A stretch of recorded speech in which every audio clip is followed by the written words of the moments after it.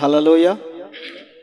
మన ప్రభును ప్రియరక్షకుడైన యేసుక్రీస్తు వారి పరిశుద్ధమైన ఘనమైన నామములో ఈ శుద్ధీకరణ కూడికకు చేరి కూడిపుచ్చినటువంటి ప్రతి ఒక్కరికి నా హృదయపూర్వకమైన వందనాలు. దేవునికి స్తోత్రాలు. దేవునికి మహిమ కలుగును గాక. ఆమేన్.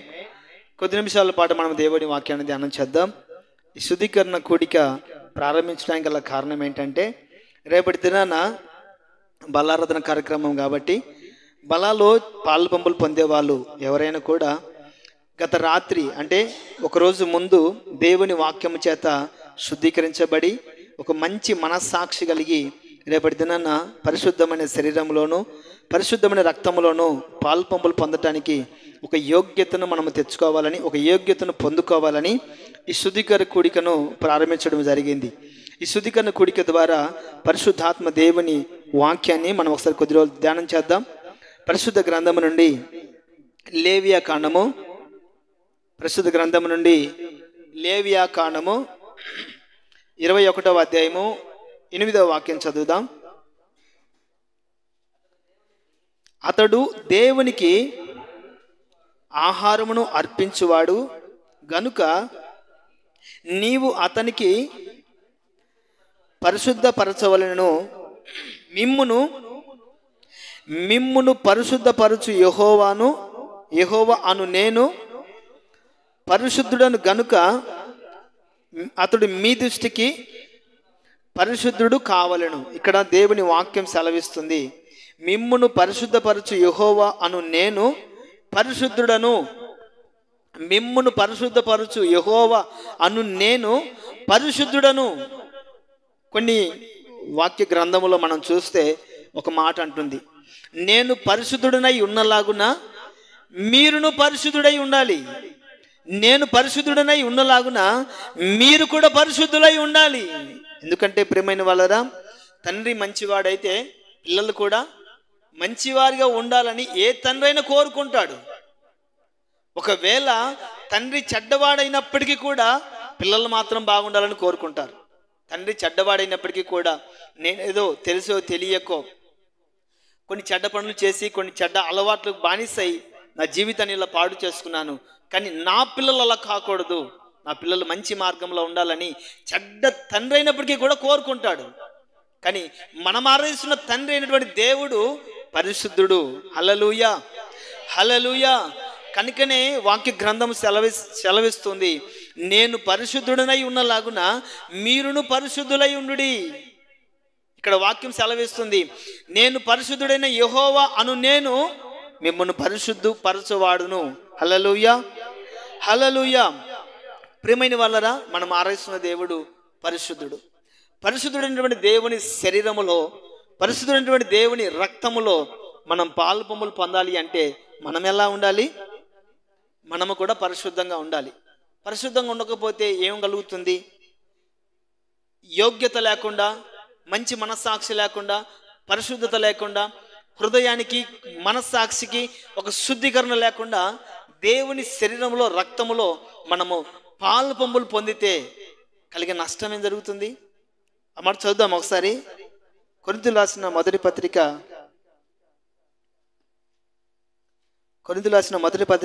11వ అధ్యాయము 17వ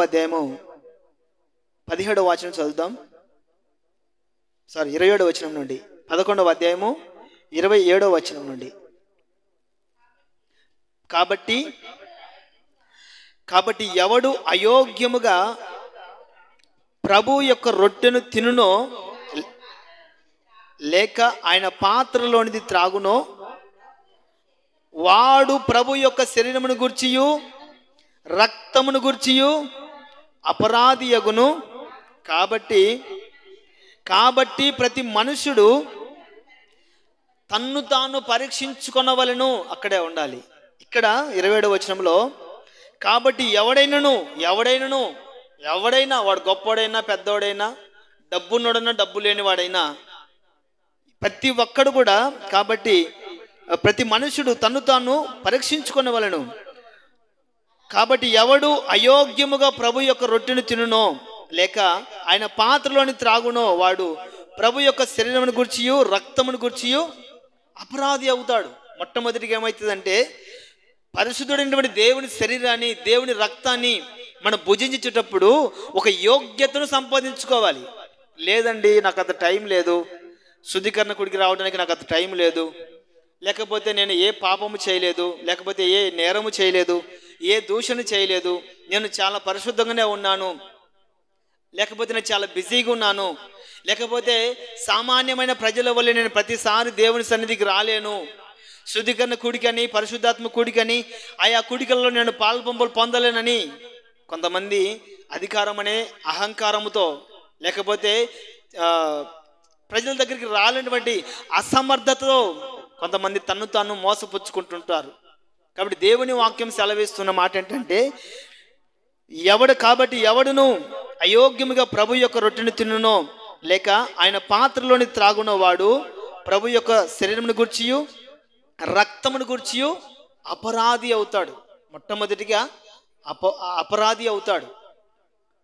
ప్రభు యొక్క రక్తమును గురించి అపరాధి అవుతాడు. కాబట్టి ప్రతి మనుషుడు మనము అపరాధిగా కాకుండా ఉండాలి అంటే, మనము అపరాధిగా ఉండకుండా ఉండాలి అంటే ప్రతి మనుషుడు తను తాను పరీక్షించుకొనవలెను.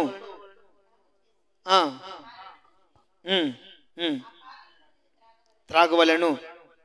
ప్రభు శరీరమని 29, ప్రభు శరీరమని వివేచింపక తిని త్రాగువాడు. రెండవది, ఇది రేపు దినాన మనము శరీరములో రక్తములో చేయి వేస్తాం. ఇది క్రీస్తు శరీరమని, ఇది పరిశుద్ధమైన శరీరమని, లేదా ఇది నా కొరకై చిందించబడిన పరిశుద్ధమైన రక్తమని ఆలోచించక వివేచింపక తిని త్రాగువాడు తనకు తానే శిక్షను కొని తెచ్చుకుంటున్నాడు. తనకు తానే శిక్షను కొని తెచ్చుకుంటున్నాడు. మొట్టమొదటిగేమో యోగ్యముగా చేయి వేస్తే అపరాధులు అవుతారు, అయోగ్యముగా చేయి వేస్తే అపరాధులు అవుతారు. రెండవదిగా వివేచింపక లేదే ఆలోచించక భయము లేకుండా చేయి వేస్తే శిక్షను కొని తెచ్చుకుంటున్నారు. చదవాలి. ఇందువలననే మీలో అనేకులు, మూడవదిగా బలహీనలు అవుతున్నారు, రోగులు అవుతున్నారు, అలాగే చదివితే చనిపోతూ ఉన్నారు. చూడండి, పరిశుద్ధమైన శరీరములో పరిశుద్ధమైన రక్తములో మనము యోగ్యత కలిగిన యోగ్యమైన వారిగా మనం వేయకపోతే, అయోగ్యముగా చెయ్యి వేస్తే కలిగే నష్టం ఏంటంటే, మొట్టమొదటిగా అపరాధులు అవుతాం. రెండవదిగా శిక్ష, మన మీదికి శిక్ష మనమే కొని తెచ్చుకుంటున్నాం. మూడవదిగా బలహీనులు అవుతున్నారు, మరి తర్వాత రోగులు అవుతున్నారు, తర్వాత నిద్రిస్తున్నారు, అంటే మరణిస్తున్నారు. ఇన్ని అంటే ఇంచుమించుగా నాలుగు అనుభవాలు సంభవిస్తున్నాయి. ఎందువల్ల? అపరాధులు అవుతున్నారు, తర్వాత శిక్షను కొని తెచ్చుకుంటున్నారు, తర్వాత బలహీనలు అవుతున్నారు, తర్వాత రోగులు అవుతున్నారు, తర్వాత మరణిస్తున్నారు. ఈ 5 అనుభవాలు ఒక వ్యక్తిలోకి రావడం గల కారణం ఏంటంటే, అయోగ్యముగా ప్రభు యొక్క శరీరంలోను రక్తములోను చేయి వేయటం ద్వారా. కాబట్టి ప్రియమైన వాళ్ళరా, మనం ఆరాధిస్తున్న దేవుడు ఎవరో మనం గ్రహించాలి. ఫస్ట్ ఆఫ్ ఆల్ ఆయన ఎవరు అంటే, నేను పరిశుద్ధుడనై ఉన్నలాగున మీరును పరిశుద్ధులై ఉండుడి. వాస్తవంగా కొన్ని సంఘాలలో యేసుక్రీస్తు వారి రక్తాన్ని శరీరాన్ని ఇచ్చేటప్పుడు, అంటే బలారాధన చేసేటప్పుడు పరిశుద్ధుల సమూహము అని పిలుస్తారు. హల్లెలూయా, హల్లెలూయా. పరిశుద్ధుల సమూహం అని పిలుస్తారు. ఎందుకంటే ఆ పరిశుద్ధమైన రక్తములు శరీరములో చెయ్యి వేసేది, పాల పంపులు పొందేది పరిశుద్ధుడు. అయోగ్యంగా ఎవరంటే వాళ్ళు చెయ్యి వేయకూడదు. మేము ఎలా చేసేది, ఎలా మాట్లాడేది, ఏ అలవాట్లు ఉండేది, పాస్టర్ గారికి ఏం తెలుసులే అని చెయ్యి వేసామనుకోండి, పాస్టర్ గారికి తెలియకపోవచ్చు, దేవుని తెలుసు. హల్లెలూయా. నేను మన సంఘానికి వచ్చే ఒక అక్క పని చేస్తూ ఉన్నప్పుడు నేను క్షుణ్ణంగా ఆమెను గమనించేటప్పుడు నేను పక్కనే, అక్క బాగున్నారా, తిన్నావా అని చెప్పేసి కూర్చున్నా. కాసేపు 10 నిమిషాలు ఆమె దగ్గర కూర్చుంటే, నా ముందునే మూట తీసినది, ఒక్కగా తీసినది, సున్నం వేసుకొని ఒక్క వేసుకుంటుంది, ఏదో ఒక్క తక్కువ వచ్చిందని చెప్పేసి పక్కన వాళ్ళని అడుగుతా ఉంది, త్వరగా తీసుకోరా నా ఒక్కకేసుకోవాలని. నేను అనుకున్నా, తెలిసి చేసుకుంటా ఉందా, తెలియకుండా వేసుకుంటా ఉందా? నేను అడిగా, అక్క మీరు బాప్తిసం తీసుకున్నారు కదా, ప్రతి నెలలో బల్లాలో చేయి వేస్తున్నారు కదా, మరి ఈ పని ఏంటి, ఈ పని ఏంటి? పైగా సేవకుని పక్కన పెట్టుకొని ఇలా చేస్తున్నావు, నీకు తెలుసా, అసలు నీకు తెలియదా, తెలిసి చేస్తున్నావా, తెలియక చేస్తున్నావా అంటే, ఏం కాదులేనా, నీకేం కాదు, నాకేం కాకపోవచ్చు, కానీ నీకు మాత్రం అవుతుంది. హల్లెలూయా, నీకు మాత్రం అవుతుంది. అది తెలియదు, ఆమెకు తెలియదు, బహుశా నిజంగానే తెలియదు. నేను ఎందుకు ఆమెను చూసినప్పుడు నాకు బాధ అనిపించి నేను చెప్పాను, అమ్మా బల్లా తీసుకునేటప్పుడు లేదా మనము బాప్తిసం తీసుకున్న తర్వాత ప్రతి నెలలో మనం బల్లాలో చేయి వేసేటప్పుడు మనల్ని మనం శుద్ధీకరించబడాలి, మనల్ని మనం పరిశుద్ధపరచబడాలి. బాప్తిసం తీసుకోకముందు నీ జీవితం ఎలాగున్నా అది వేరే. బాప్తిసం తీసుకున్న తర్వాత యేసుక్రీస్తు వారి రక్తములో నువ్వు కడగబడిన తర్వాత, పరిశుద్ధునిగా దేవుడు నిన్ను మార్చిన తర్వాత, నీతిమంతురాలుగా నిన్ను మార్చిన తర్వాత మరలా నువ్వు పూర్వపు అలవాట్లకి నువ్వు వెళ్ళకూడదు. ఒకవేళ కాదుకూడదు, మా పాస్టర్ గారు మా అన్నయ్య కదా ఏమనుకోడులే అని అనుకుంటున్నాం అనుకోండి, అన్నగారు ఏమనుకోరు, కాదంటే కొద్దిసేపు బాధపడతారు. మా సంఘానికి వచ్చే మా అక్కే కదా, ప్రతి నెల బలాలు చేయి వేసే మా సహోదరే కదా అని కాసేపు బాధపడతాడు, అంత మాత్రమే. కానీ ఈ 5 అనుభవాలు గుర్తుపెట్టుకుంటే నిజంగా ఎవరు కూడా మరలా అటువంటి అలవాట్ల జోలికి వెళ్ళరు. నేను మరలా చెప్తున్నాను, ప్రియమైన వాళ్ళరా, నేను పరిశుద్ధుడనై ఉన్నలాగున్నా మీరు పరిశుద్ధులై ఉండడి. పరిశుద్ధుడైనటువంటి నా రక్తాన్ని మీరు పానం చేసేటప్పుడు, పరిశుద్ధుడైనటువంటి నా శరీరాన్ని మీరు భుజించేటప్పుడు మీరు ఎలా ఉండాలి? పరిశుద్ధంగా ఉండాలి. లేదు అయోగ్యంగా చేయి వేస్తే మొట్టమొదటిగా అపరాధులు అవుతారు, రెండవదిగా శిక్షను తెచ్చుకుంటారు, మూడవదిగా బలహీనులు అవుతారు, నాలుగవదిగా రోగులు అవుతారు, ఐదవదిగా ఇంకంతే, బాక్స్ రెడీ చేసుకోవాలి, ఇంక బాక్స్ సిద్ధం చేసుకోవాలి, అంతే, ఇంకా వేరే ఆప్షన్ ఉండదు. ఇది ఎవరు పెట్టిన శిక్ష కాదు, ఎవరు పెట్టిన కీడు కాదు, ఎవరు పెట్టిన చేతబడి కానే కాదు. ఇది మనకు మనము తెచ్చుకునే అపాయాలు, మనకు మనము తెచ్చుకునే కీడు, మనకు మనము తెచ్చుకునే శాపం. కాబట్టి ప్రియమైన వాళ్ళరా, రేపటి దినాన మనం పరిశుద్ధమైన రక్తంలో శరీరంలో మనం పాల్పంపులు పొందాలి అంటే మనం పరిశుద్ధపరచబడాలి. హల్లెలూయా, హల్లెలూయా. ఇదే మాట మోషే గారితో దేవుడు అంటారు, మోషే మీరు ఆరాధిస్తున్న దేవుడు అటువంటి నేను పరిశుద్ధుడనై ఉన్నలాగున మీరు పరిశుద్ధపరచబడాలి అని చెప్పినప్పుడు వెంటనే మోషే గారు తన ప్రజల్ని, ఇశ్రాయేల్ సైన్య సమూహాన్ని అంతటిని పిలిచి ఒక మాట అంటారు. ఆ మాట చదువుదాం ఒకసారి. నిర్గమకాండము 19:14. నిర్గమకాండము 19వ అధ్యాయము 14వ వాక్యం త్వర చదువుదాం. నిర్గమకాండము 19వ అధ్యాయము 14వ వాక్యం. అప్పుడు మోషే పర్వతము మీద నుండి ప్రజల వద్దకు దిగి వచ్చి ప్రజలను పరిశుద్ధపరచగా వారు తమ బట్టలను ఉతుక్కొనిరి. ప్రియమైన వాళ్ళరా, మోషే పర్వతం నుండి దిగి వచ్చి ప్రజల యొద్దకు వచ్చి వారిని పరిశుద్ధపరచగా వాళ్ళు తన బట్టలను ఉతుక్కొనిరి. అక్కడ శారీరకంగా మనం ఆలోచించకూడదు, కానీ ఆత్మీయంగా మనం ఆలోచించాలి. మోసే 40 దినాలు 40 రాత్రులు 40 పగళ్ళు ఉపవాసం ఉండి దేవుని చేత పరిశుద్ధపరచబడ్డాడు.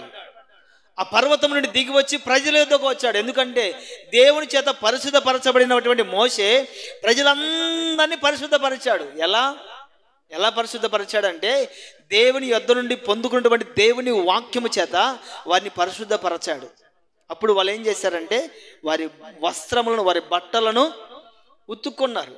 కాబట్టి ప్రియమైన వాళ్ళారా, ఒక సేవకునిగా మోసే స్థానంలో ఉన్నటువంటి నేను మిమ్మల్ని పరిశుద్ధపరచడానికి ఏమి ఉపయోగిస్తున్నాను అంటే దేవుని వాక్యాన్ని ఉపయోగిస్తున్నాను.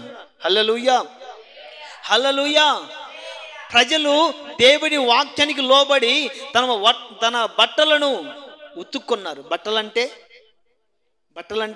క్రియలు. బట్టలంటే క్రియలు అంటే మన ఆలోచనలు మారాలి, మన అలవాట్లు మారాలి, మన పద్ధతులు మారాలి, మన నడవడిక మారాలి, మన మార్గాలు మారాలి. సమస్తము కూడా మనము బట్టలు ఎలాగైతే ఉతుకుతామో అలా ఉతకాలి. క్రియలను ఆలోచనలు, అలవాట్లు, తలంపులు, మాటలు, దూషణలు, లేకపోతే దేవునికి విరోధమైన కార్యాలు ప్రతిదీ కూడా మనం ఉతుక్కోవాలి. ఎందుకంటే మనం ఆరాధిస్తున్న దేవుడు పరిశుద్ధుడు, మనము కూడా పరిశుద్ధంగా ఉండాలి. హల్లెలూయా, హల్లెలూయా. బైబిల్ గ్రంథంలో కొన్ని దేవుడు ఒక 3 సందర్భాలు నేను మీకు చెప్తాను, టైం లేదు కాబట్టి 3 సందర్భాలు ప్రత్యక్ష గుడారాన్ని పరిశుద్ధపరిచాడు. ప్రత్యక్ష గుడారము అంటే దేవుని సన్నిధి. అప్పట్లో ఇప్పుడు మనలాగా ఊరికి ఒక చర్చి ఉండేది కాదు. ఊరికి ఒక చర్చి ఉండేది కాదు. అప్పుడు ఏంటంటే దేవుని నమ్ముకున్న సర్వ సమాజానికి ఒకే ఒక్క మందిరం. అదేంటంటే ప్రత్యక్ష గుడారం. ప్రత్యక్ష గుడారంలో యాజకులు పరిశుద్ధపరచబడేవారు. యాజకులు పరిశుద్ధపరచుకొని దేవుని సన్నిధిలో యాజకత్వం సేవ చేసేవాళ్ళు. దేవుడు ఆ ప్రత్యక్ష గుడారంలోకి అధికమైన మహిమతో దిగి వచ్చి ప్రజలందరినీ దీవించి వెళ్ళేవారు. కాబట్టి ఈ ప్రత్యక్ష గుడారం పరిశుద్ధంగా ఉండాలని దేవుని సన్నిధిని పరిశుద్ధపరిచాడు. హల్లెలూయా, హల్లెలూయా. రెండవదిగా యాకోబు కుటుంబాన్ని, యాకోబు సంతతిని దేవుడు పరిశుద్ధపరిచాడు. ఎందుకు అంటే యాకోబు కుటుంబాన్ని దేవుడు పరిశుద్ధపరిచాడు. ఎందుకంటే అబ్రహాముతో దేవుడు వాగ్దానం చేస్తాడు, ఇదిగో నీ సంతతిని నేను విస్తరింప చేస్తాను అని. ఆ సంతతి బ్రతికున్నంత వరకు, ఆ సంతతి భూమి మీద ఉన్నంత వరకు ఆ సంతతి ఎలా ఉండాలి? పరిశుద్ధంగా ఉండాలి. ఎందుకంటే అది యెహోవా చేత ఆశీర్వదించబడినటువంటి కుటుంబం, యెహోవా చేత దీవించబడినటువంటి సంతతి.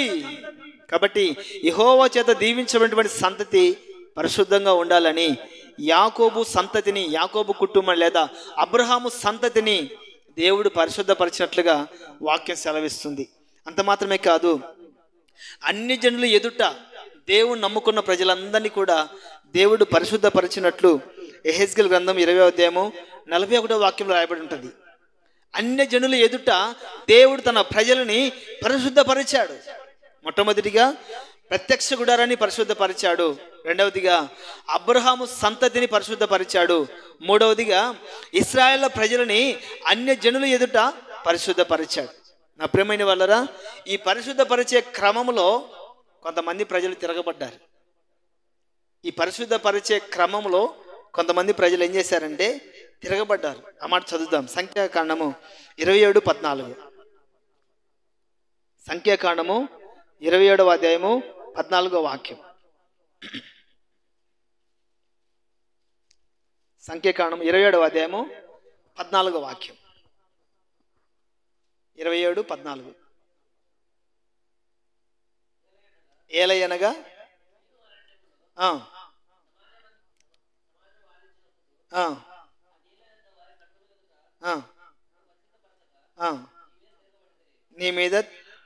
నా మీద తిరగబడరా మరి మా అట్లా మాట్లాడద్దమ్మా అంటే పోయి చెప్పినావు కానీ నువ్వు అన్నారా? అమ్మా, మనం చర్చికి వెళ్ళే వాళ్ళం, మనం పరిశుద్ధుడైన దేవుణ్ణి ఆరాధించే దేవుని ప్రజలం, మనం ఇలా మోసం చేయకూడదమ్మా అంటే సరేలయ్యా ఒకసారి. కానీ అమ్మా, ఇదిగో అన్ని జనుల ఎదుట మనం తిరుగుతూ ఉన్నాం, అన్ని జనుల ఎదుట మనము సంచారం చేస్తూ ఉన్నాం, అన్ని జనుల ఎదుట మనం జీవితాన్ని కొనసాగిస్తున్నాం. మనం ఇతరులకి మాదిరికరంగా ఉండాలమ్మా. వారి వల్ల మనం దూషించకూడదు, వారి వల్ల మనం బూతులు మాట్లాడకూడదు, వారి వల్ల మనము దొంగతనం చేయకూడదు, వారి వల్ల మనం మోసం చేయకూడదు, వారి వల్లే మనము ప్రవర్తించకూడదు అని చెప్తే ఒకసారి చెప్తే వింటారు, 2 సార్లు చెప్తే వింటారు, 3 సార్లు చెప్తే తిరగబడతారు. అక్కడ జరిగింది అదే. వారు నా మీద తిరగబడ్డారు. ఒకసారి 2 సార్లు ఎవరైనా చెప్తే వింటారండి, 3వ సారి ఏం చేస్తారంటే తిరగబడతారు. అమ్మా, మనకి ఇది మంచిది కాదు. పత్రికలు రాయబడినటువంటి మాట, బూతులైనను సరసోక్తులైనను పోకిరి చేష్టలైనను పరిశుద్ధులకి తగనివి. పరిశుద్ధులైన వారు ఇలాంటి మాటలు మాట్లాడకూడదు, పరిశుద్ధులైన వారు ఇలాంటి మాటలు పలకకూడదు, పరిశుద్ధులైన వారు పోకిరి చేష్టలైన అపహాస్యం చేసే వారితోనైనా సహవాసము చేయకూడదని పత్రికలలో పౌలు గారు చాలా స్పష్టంగా రాసి ఉంచారు. ఎందుకంటే పరిశుద్ధులు పరిశుద్ధులుగానే ఉండాలి. పరిశుద్ధులు పాపులలో చేర్చబడకూడదు. పరిశుద్ధులు అన్ని జనులకి ఒక మాదిరిగా ఉండాలి. ఇక్కడ వారు నా మీద తిరగబడ్డారు. యెషయా గ్రంథంలోకి వెళితే ఒక మాట ఉంటుంది, ఇదిగో నేను పిల్లలను కని పెంచి పోషించి పెద్దవారిని చేశాను, వారు నా మీద తిరగబడి ఉన్నారు. ఎందుకు తిరగబడను? మరి దేవుని ఇలాగా బ్రతకాలంటే ఎవరి వల్ల అవుతుంది? దేవుడు అంటాడు, నేను పరిశుద్ధుడను, మీ తండ్రి అయినటువంటి నేను పరిశుద్ధుడను, నన్ను ఆరాధించేవారు మీరు పరిశుద్ధంగా ఉండాలి అంటే వినరు.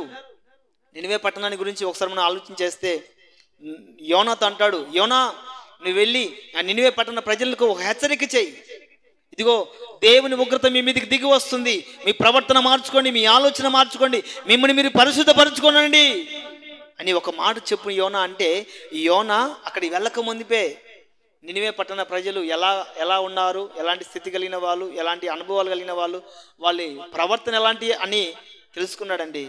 బహు క్రూరులు, బహు మూర్ఖులని యోనా తెలుసుకున్నాడు. అయ్యా దేవుడు నన్ను పంపించాడు, ఇదిగో మీ క్రియలు మీ ప్రవర్తన దేవుని దృష్టికి బహు ఘోరముగా కనపడుతుంది కాబట్టి మీ పద్ధతి మార్చుకోండి అని చెప్తే నోట్లో మాట నోట్లో ఉండగానే చంపేస్తారు. అది తెలుసుకున్నాడు యోనా. తెలుసుకొని పాపం భయపడి నినివే పట్టణానికి వెళ్లకుండా తర్షీసుకి వెళ్ళాడు. ఎందుకంటే ఎవరు కూడా అంగీకరించడు, పరిశుద్ధపరచబడాలనే మాట ఎవడు కూడా అంగీకరించరు. కాబట్టి ప్రియమైన వాళ్ళరా, తర్వాత వాళ్ళు పశ్చాత్తాపడ్డారు, దేవుని ఉగ్రత నుండి తప్పించబడ్డారు.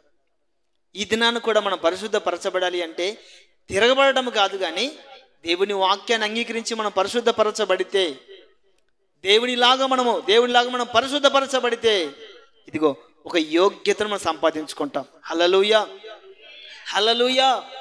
యేసుక్రీస్తు వారి రక్తములో శరీరములో మనం పాలు పంపులు పొందితే, యోగ్యముగా పాలు పంపులు పొందితే కలిగే ఆశీర్వాదం ఏంటంటే, యోహాను పత్రికలో ఒక మాట రాబడింది, యోహాను సువార్తలో, ఇదిగో నా రక్తమును నా శరీరమును పానము చేయువాడు నిత్య జీవము కలిగిన వాడు. హల్లెలూయా, హల్లెలూయా. ఆయన రక్తాన్ని ఆయన శరీరాన్ని మనము పానం చేస్తే వాడు ఎలాంటి వాడు అవుతాడంటే నిత్య జీవము కలిగిన వాడు అవుతాడు. ఇంకా అతనికి మరణం అనేది ఉండదు. చూడండి, ఈ ఆశీర్వాదం కావాలా, ఈ 5 కావాలా? రెండే ఆప్షన్. యేసుక్రీస్తు వారి రక్తములో శరీరములో మనం యోగ్యత కలిగిన వారమై పాల్పంపులు పొందితేనేమో నిత్య జీవానికి వారసులం అవుతాం. అయోగ్యముగా చేయివేస్తే పాస్టమ్మ గారికి తెలియదులే, పాస్టర్కి తెలియదులే, నా ఇరుగు పొరుగు వారికి తెలియదులే, నేను ఎలా ఉండేది, నేను ఎలా మాట్లాడేది అని మనం అయోగ్యముగా చేయివేస్తే మొట్టమొదటిగా అపరాధులు అవుతాం, రెండవదిగా శిక్షకు కారకులు అవుతాం, మూడవదిగా బలహీనలం అవుతాం, నాలుగవదిగా రోగులు అవుతాం, ఐదవదిగా ఇంక నిత్య జీవం దేవుడు ఎరుగు. ఈ 5 అనుభవాలు కావాలా? అయోగ్యంగా చేయివేసి ఈ 5 అనుభవాలు కావాలా? యోగ్యంగా